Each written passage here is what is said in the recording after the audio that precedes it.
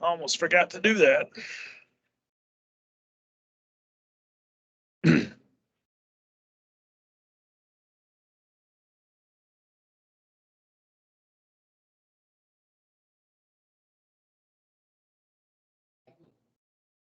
Good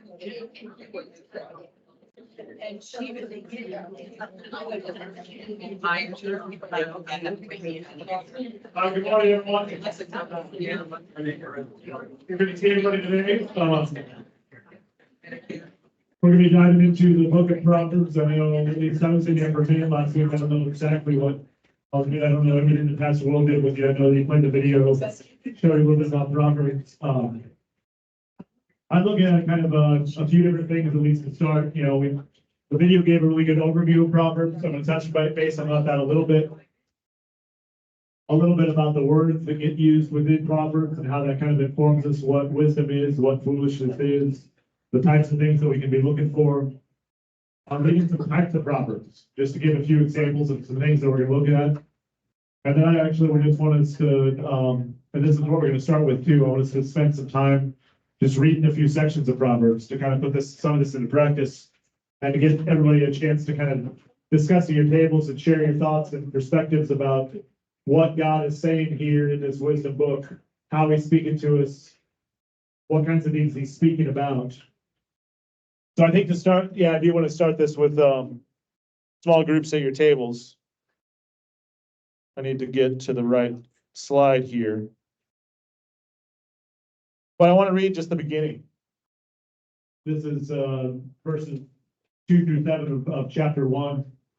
And I've got two questions up here, just to be thinking about this in terms of how we're reading Proverbs, what we're understanding from it. What do the open verses say about the purpose of the book, what a reader should expect to find, and then what is the fear of the Lord? How is this a guiding factor for how one should read the book? So what I'm going to do is give everybody, let's say, 5 to 6 minutes, something like that. I'll give you a little bit of time. Read these at your tables, discuss, think about these questions, be ready to come back with answers to these questions, other thoughts, other comments, other questions you have as you look at these, and we'll come back together here in just a little bit.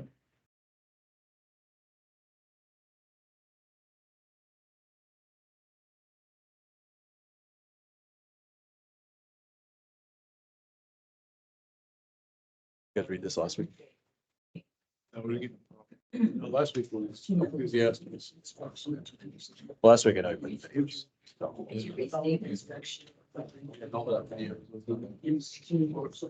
Those Proverbs, Ecclesiastes, and Job, right? Yep. Okay. So.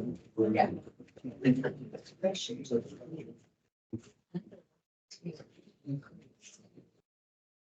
And the ones where you're spending. Understand it. But saying it, the words of the wise and the fear of the Lord is the beginning of knowledge. Foolish despise wisdom and instruction. So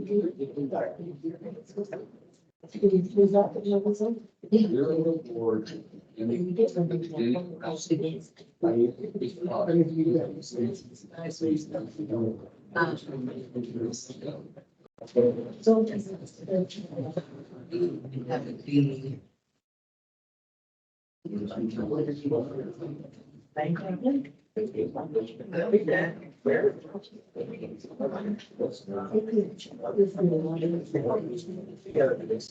That's what I'm saying.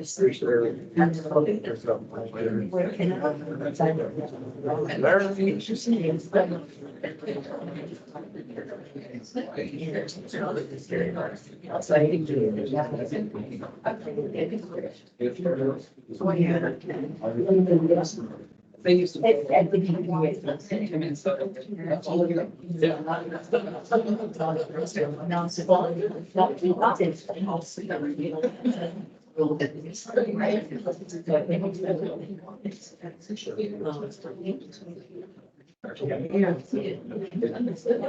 Yeah. I wonder if I started saying.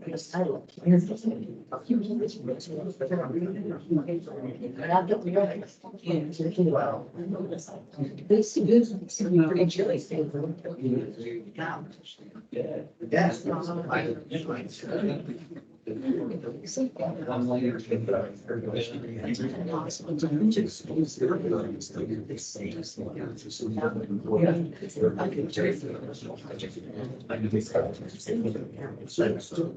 Why is this?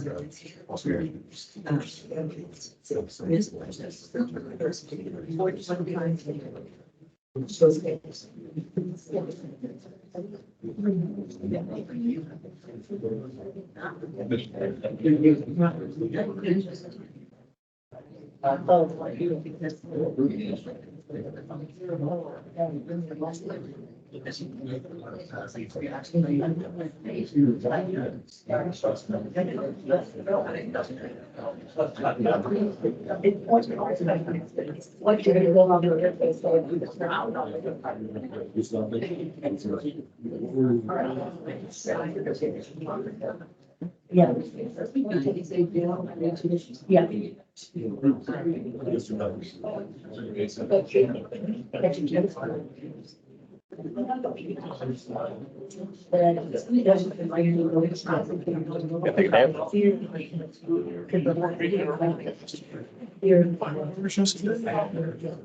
It's making any progress on it.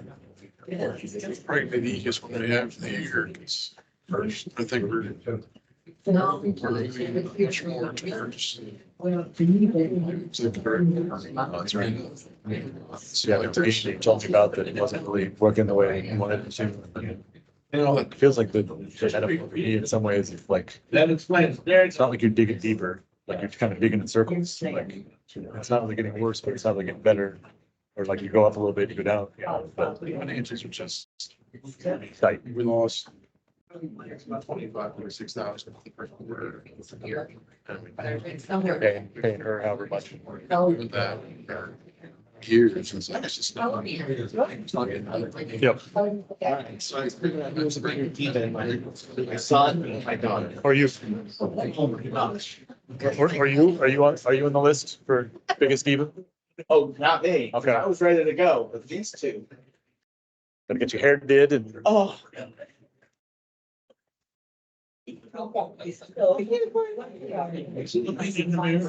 Just wear something that doesn't. And when you told me to see people like, all right, bro. And do your hair? Nope. But I got it. They're both divas. I wonder where they get it from. Oh my gosh. See, some of us say Henry's just got his hair like spiked up because then I'll like rub the top of his head because it looks like. Pretty It's much, yeah. because it was like, I like, well, it looks good, but it's wet. Oh, yeah, and it cuts back. Yep. Uh,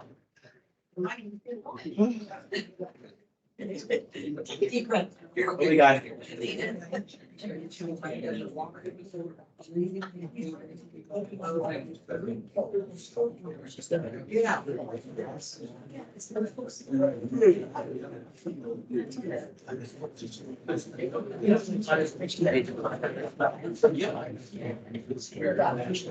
Yeah. Oh, nice. You're coming this time. I am coming. Sweet. I should be there too. I almost said I was gonna be there for softball, you know, no, you're not. I'm like, no, I'm not. Did he skip it? Yes. So yeah. I'm skipping both myself. Greg and I are on the council. All right, let's all back together.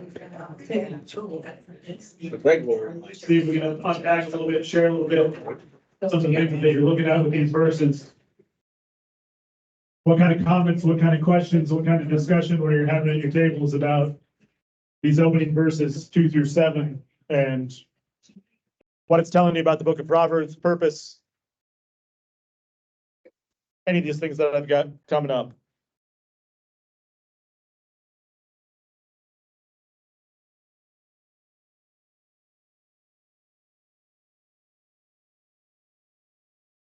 Let me say that again. All right, Shane, go ahead. If you look at, you talk about the fear of the Lord, that's been very dumbed down in our culture. I mean, you look at Isaiah, you look at John in Revelation, and you look at Moses in the Old Testament. Being in the presence of God is terrifying. Yes. It's only in the mitigation with Jesus that we have the protection in that. But the fear of the Lord is his fear. It's awe, but it's fear. Well, you mentioned Isaiah and Revelation, Isaiah 6, woe is me, I'm a man of unclean lips. I mean, he's terrified. I can't be here in the presence of God. But even aside from that, even if you look at, Mary and Joseph when the angels come, and how many different times you see angels, even just messengers from God, and people are afraid of being in the presence of things that are from the divine realm, so to speak, even when it isn't God himself, let alone the point you're making about the fear of the Lord and the orientation that we have toward that. How many people think about the fear of the Lord in the way of thinking about reverence, that we should fear and love and trust in God so that, to quote our catechism, or do you think about it, fear the Lord in the way that Isaiah thought about it when, he's about ready to mess his pants probably because he's sitting there right in front of God himself and woe is me, I'm a man of unclean lips. How often do you think about the fear of the Lord that way? A little bit of both, yeah. But it's interesting to think about it too, in the sense of us being on this side of the cross, this side of the empty tomb, that we were forgiven, we're redeemed. Jesus says he calls us his friend. Other thoughts, comments from your discussions? Yeah.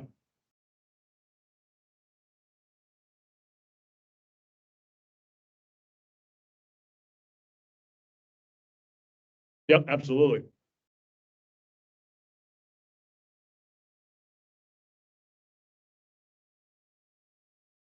Mhm.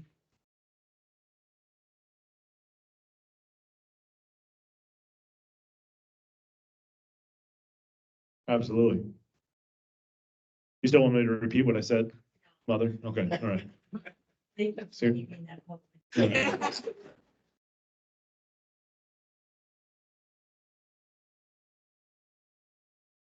Yeah, Jan. Because our sinful nature is why we fear him. Yeah. No, we are wrong a lot of, all the time. Yeah. We're wrong all the time, other than when he helps us be right. Right. Yeah. Well, I'll say this, when I think about, the purpose here at the outset, and where my mind went a little bit, and even this idea of the fear of the Lord is it's setting the expectations in a way about orientation. Where are you focused? Where are you turned? So, I mean, even with some of these verses here, when it says to receive instruction in wise dealing in righteousness, justice, and equity, it's describing things that are characteristics of God, the way that God acts in relationship with us, the way that God acts in relationship with people, the goodness of who he is. And for us, then it's the invitation to look at the wisdom of Proverbs, to look at even the short sayings that are in there, like many are the plans of the mind of man, but the purpose of the Lord will stand, and understand those things as an orientation about how am I going to live day-to-day life, and where am I going to turn to make sense of what this life is? Is it going to be turned in on myself? Is it going to be turned to some form of idolatry? In some way that I'm looking and thinking that I can make sense of this on my own. I can make sense of this in my own, and what I think about me, what I think about what I'm capable of, what I think about, what I'm going to latch on to, if it's science, or if it's money or wealth or power, or a bunch of different things, or is my orientation oriented in the way that I recognize that I am just a creature and God is the creator, and he holds in his power all things.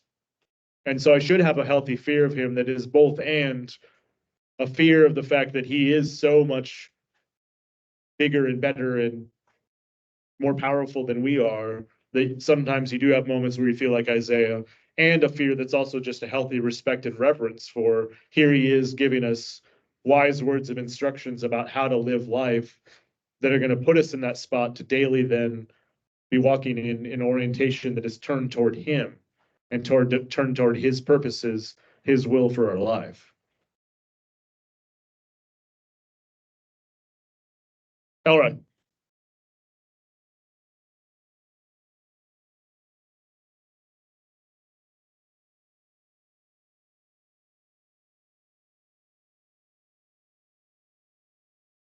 Oh, yeah.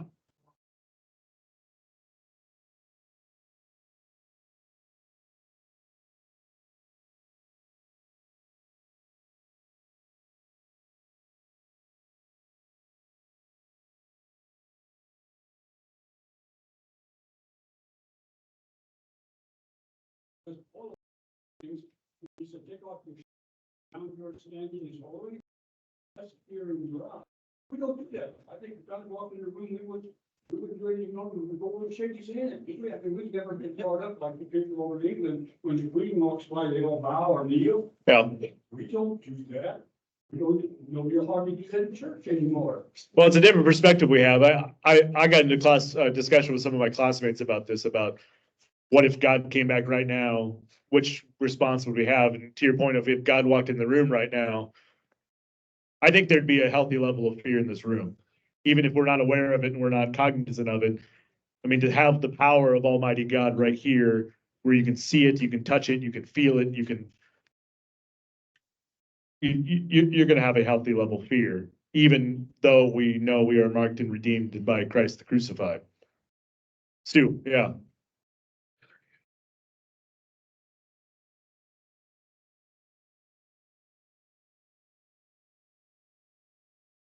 Yes.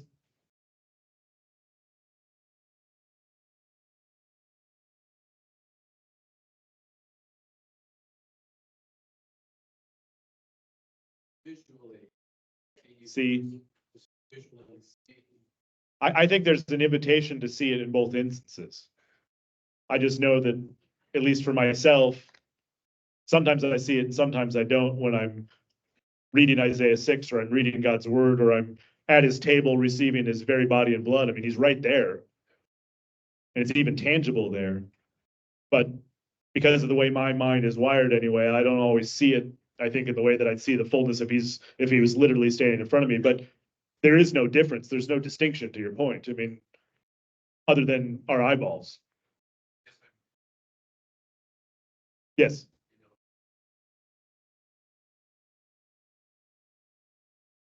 Yeah, fair enough. Well, and even within the fact of not reacting, to give space to that too, is that we belong to Jesus Christ. And what would be the thing that we'd say to him if God, our Heavenly Father, Jesus Christ, walked in the room right now? Well, I'm yours. I've been baptized into you. I've been washed in your blood, connected to your cross. I'm connected to your resurrection. I'm basing my own worth, my everything about who you are, not who I am. And you can stand in confidence in that. And there's the invitation to stand in confidence of the grace and mercy and forgiveness of God. Thera, yeah.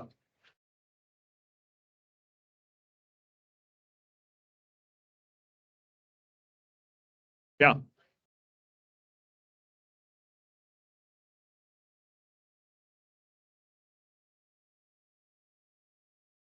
Yep. I think that's really good. Yeah. I don't know if everybody heard it there, but she's not thinking about the fear in terms of being afraid, but much more the reverence and the respect. And I think that when the fear of the Lord gets used here in Proverbs, I think it's much more, again, my mind goes to the idea of orientation. Where are you going to turn to know how to make sense of life? You're going to turn, it's instruction about the fear of the Lord so that you're putting yourself in that position to know who God is, give him the respect, give him the reverence, give him the honor, the praise, the worship that he deserves, because he is God. Yeah, Steve. I hope I don't put you on the spot with this question, but does the Greek and Hebrew word for fear translate into fear, or is it like one of those oddities? I'm going to look it up in a minute, because we've got another spot where we're going to have us discuss at our tables. I'll look it up and I'll try to answer that. Bev.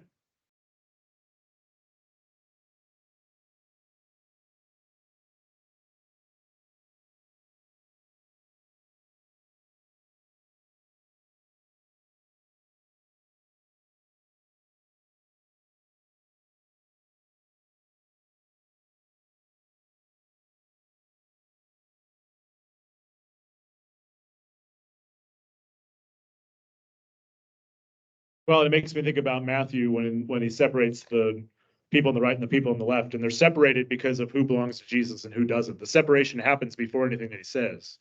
And I think that's always important to remember there. But the sheep that are the sheep are his sheep. And then he has the conversation with both of them where, it's the, when did we do these things for you? When did we feed, give clothing to hungry, all these, and even The sheep are saying, when did we do this? We didn't even know we did. But whether or not you're on the right or left has nothing to do with whether or not you did those things. But even in that, maybe think about that, Bev, of the point that even as you're living in fear of the Lord, you're living your life in a way that is in honor and praise to him by faith. Even when you see him, you're not going to necessarily remember or know or be aware of how you did those things, given Jesus' description. All right. Or Doris, I'm going to let Doris go first.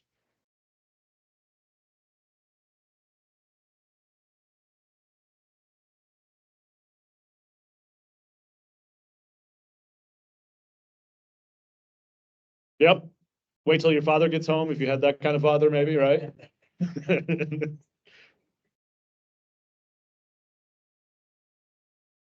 I did not have that kind of a father, so I wasn't afraid of my dad coming home, but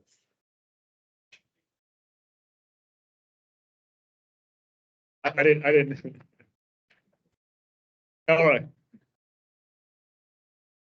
All right.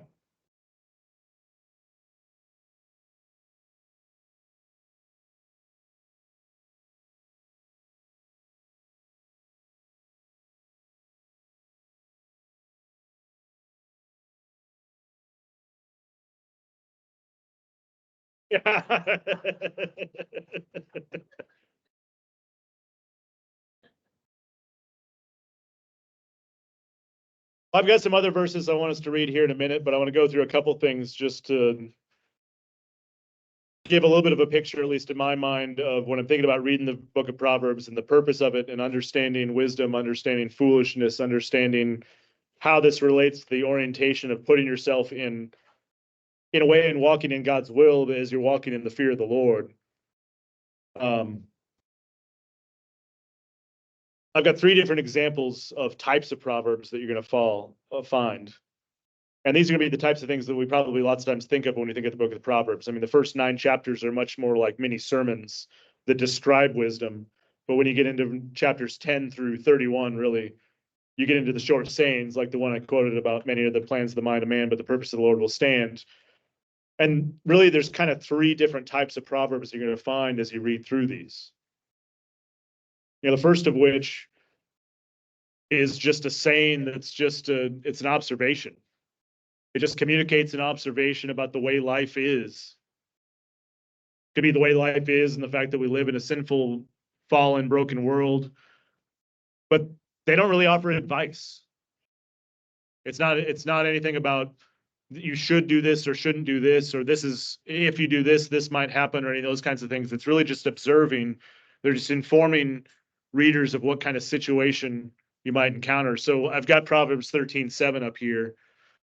And it just says one person pretends to be rich but has nothing. Another person pretends to be poor but has great wealth.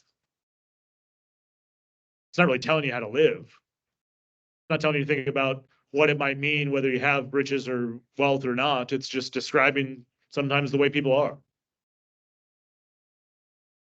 Example number 2 I have up here is, it's an observation, but it invites you to draw a conclusion. It invites you to kind of give some insights into what wisdom might be or what foolishness might be. You know, it's this, you know, possibility that, you know, you might be able to draw a conclusion from the observation that's getting made. And maybe then the implication that a wise person will note and be able to see the inferred or the implicit conclusion that's offered. And, you know, then there's an invitation then to behave accordingly. I've got Proverbs 13:20 up here. Whoever walks with wise people becomes wise, but a companion of a fool will be harmed. So it's an invitation. You know, who are the people that are around you? How does that shape and then inform or influence the way that you're going to live your life? There isn't anything that's saying, it's not saying you can't ever be a companion of fools. It's not a direct prohibition or condemnation of that, and so it's more of an implied commendation of, think about who you're around. Being around wise people is going to be good for you. Being around fools will not be good for you.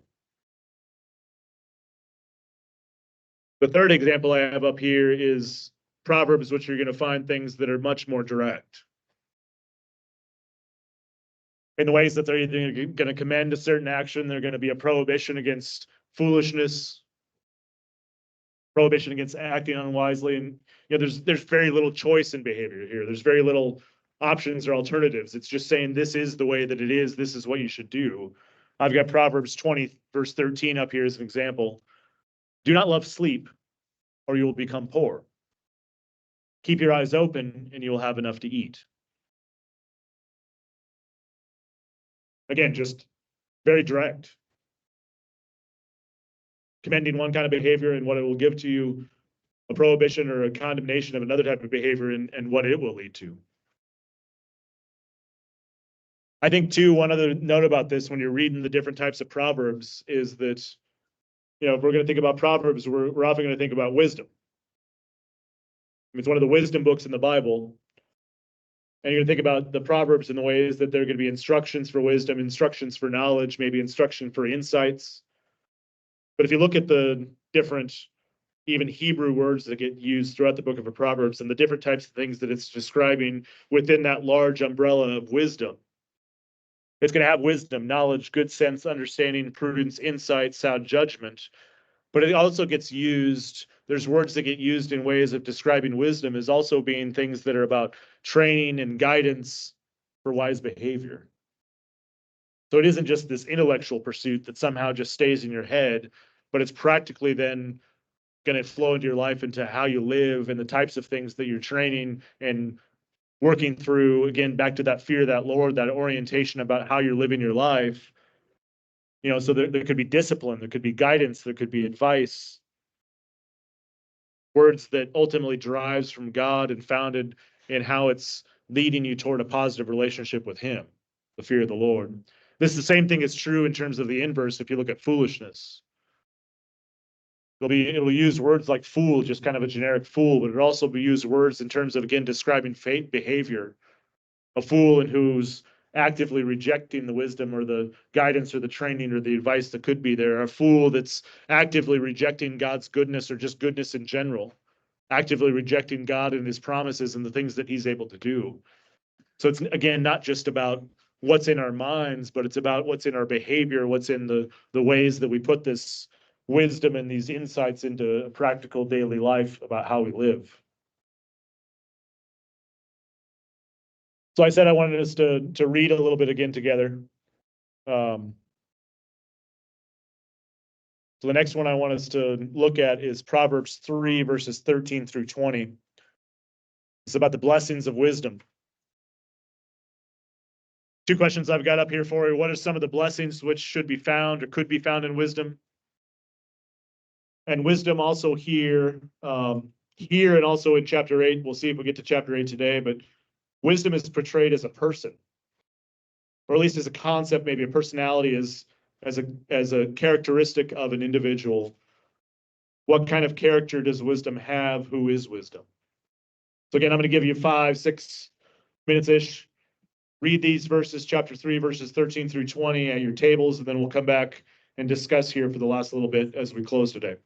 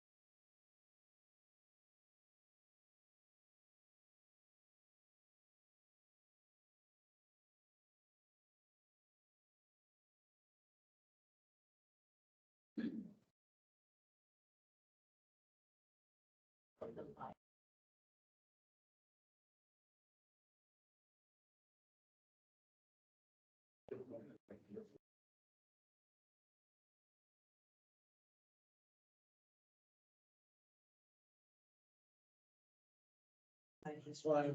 I'm the boss. Yeah,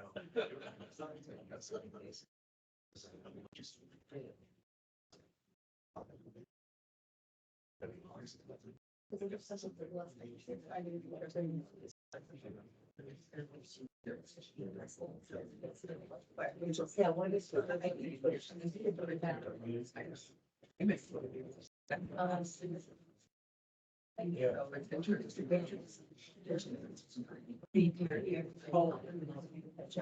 it's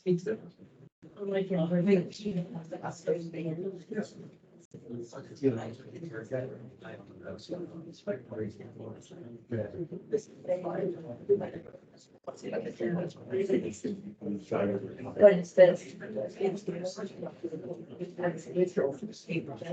Yeah. I wonder why the difference. Confusing a little bit in my mind. The question. Oh.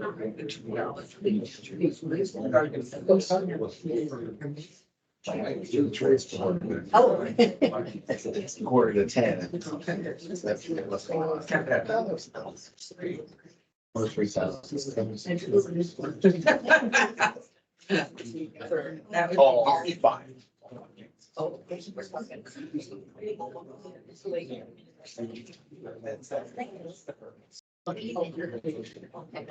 I've never heard of that was the one. So from like numbers perspective, Curtis goes and sees. Anyway, so it's almost 500 that they did. So from my perspective, we separate out everybody's numbers. Yeah. So, like officially, they're not required to help, but people throw under IA. They are, so I think we can tell. Well, she. Baby. I know. Yeah, yeah. And it's only-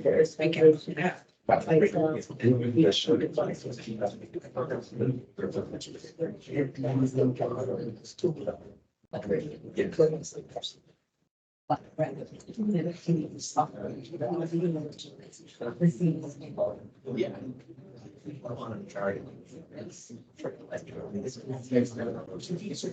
You know, it's that kind of. Police is great. I mean,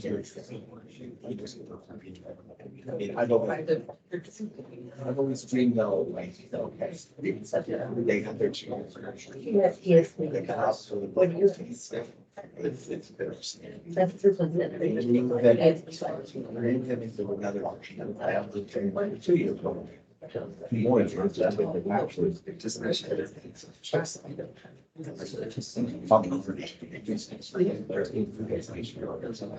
So, but most of them go back to talking to them. So, I mean, again, that's very vague. That's primarily.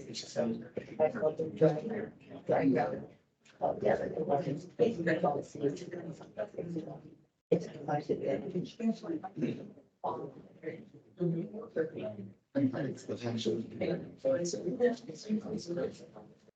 the first investigation, so. Oh, yeah. No.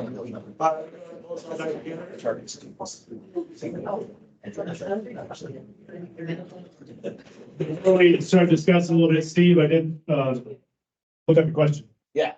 So fear the Lord, specifically here in Proverbs 1, is gonna be fear as in fear of God, reverence, piety, respect. And so that is how it's used, which is what I was thinking. The same Hebrew word also gets used for terror. In like trembling and fear. One example that I'm just looking it up. So the story of Jonah, when he's out on the boat and there's the great storm and all the people on the boat are terrified of the storm and terrified of what's going on. That's the way the word gets used there. They're terrified because they think the boat's gonna sink. If you go to the New Testament, it's a different word, obviously, it's Greek, it's phobos, but even looking at like Zechariah, when the angel comes to him in the temple, the fear there is terror. He's terrified. It's not fear of the Lord and respect or piety. He's fearful of what in the world is going to happen to me here in this moment. And I think that's the type of fear that you see even with whether it's instances when God comes to his people through angels, or even, what Elroy said was, take off your sandals, for this is holy ground. There's fear and trembling there because, oh my goodness, God is right here. Or Isaiah 6, God is right here. I'm afraid because I'm sinful and I can't be in God's presence. Versus here, the description of it being much more about what Theo was talking about, of the respect and the reverence that God deserves because of who he is. And then we're walking by faith, we're trying to live that way. So we've got a little bit of time left. What kind of thoughts, what kind of discussions, what kind of comments, what kind of questions came up at your tables as you're reading these verses from Proverbs 3, the blessings of wisdom? What kind of blessings should or could be found in wisdom? And then this whole idea of wisdom kind of being portrayed as a person, characteristics, who this is. Harland. You have wisdom, you have everything, yeah. I mean, there's a whole bunch of different things that gets enumerated. Other thoughts? Yeah, Sue.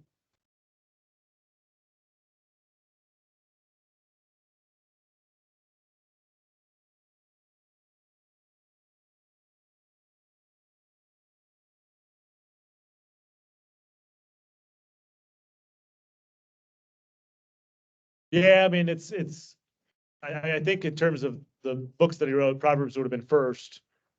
I mean, he was living a much more reverent, righteous life for a while, and then he slowly, in his wisdom, was allured by the wisdom of the world, and took a whole bunch of wives and slaves and a bunch of other things they probably should not have done. But speaking about Solomon. Other questions, comments, thoughts? What did you see here?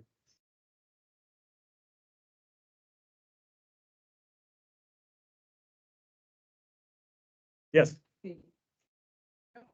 think at the time when this was written,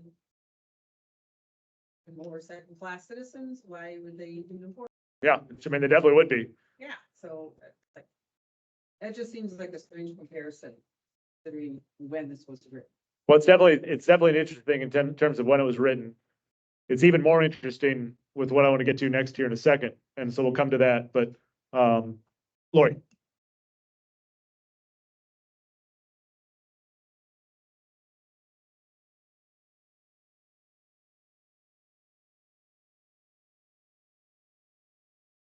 Yeah.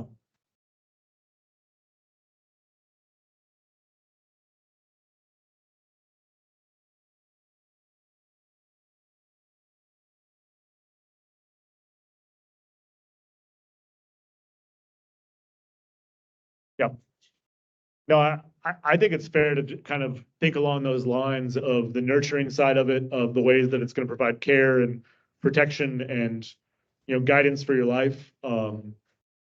I sometimes wonder about it even too. This is me, but thinking about it is the beauty of the poetry of what's going on here and the beauty of it, and the ways that we might use language when we talk about a ship and you're going to name it as she, maybe a name that has those. I mean, it doesn't have to be a female name, but even just in the sense of it adds a complexity to it and a beauty to the language when it's described with this kind of personification. But I think ultimately too, that within this, even as it's described as personification and it's chosen to be described here as feminine, that it's really demonstrating characteristics and pieces about the essence of who God is, the characteristics of God. Elroy, you've got your hand up.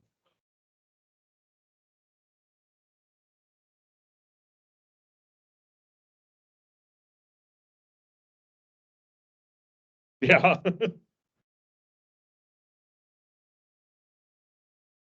Vaughn, yeah.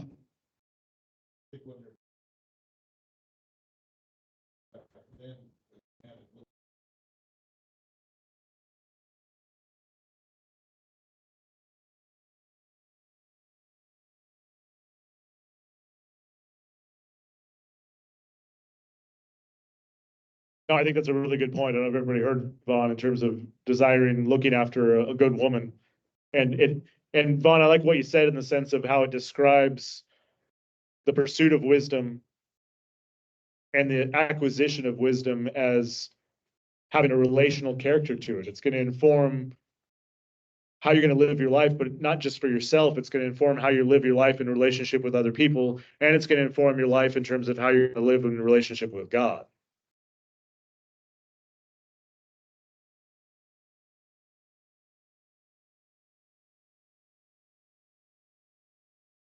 Yes.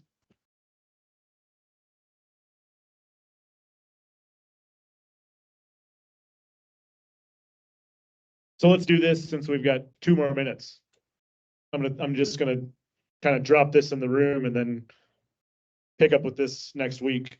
Because I think the idea with this, just so everybody knows, is we're going to spend a couple weeks on each of the wisdom books. So we'll be doing Proverbs again next week.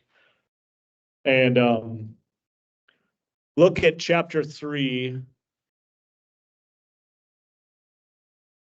verse 19. Because I've got this question up of who is wisdom. The Lord by wisdom founded the earth, by understanding he established the heavens. By his knowledge, the deeps broke open and the clouds dropped down the dew. But especially verse 19. What's it talking about here? It's talking about creation. That wisdom was there at creation, at the beginning. And it's not just that wisdom was there, but by wisdom, creation happened. And who else then do we hear John chapter 1 talking about creation, by whom all things were made? Similar type of language, it's Jesus. So even though it gets described in feminine language, even though how much we can say about that in terms of the relational character and how that is informative for us about what it looks like to live in relationship and with one another in the fear of the Lord, the characteristics of what are getting described here in wisdom in the book of Proverbs are about the characteristics of Jesus Christ. And I've got examples of the New Testament when Jesus speaks about wisdom and how he ties this back to himself. We'll look at chapter 8 next week, and there's more examples of this kind of thing, but from Paul into some of the early church fathers, when they read this and they saw wisdom, they looked at wisdom as the pre-incarnate Jesus Christ. And for me, that just puts a completely different perspective on understanding all of this in terms of what Proverbs says, the wisdom that it contains. If wisdom is pursuing after these insights, these pieces of knowledge, these attitudes, these behaviors, these disciplines, all these things, I mean, this is about patterning your life after the knowledge and the life and the mannerisms and the discipline and the attitudes of Jesus Christ. Anyway, any other final thoughts, comments, questions before we close for the day, and we'll pick up at this next week? Seeing none. Well, thank you all. We'll be looking at Proverbs again next week. We'll see you next week.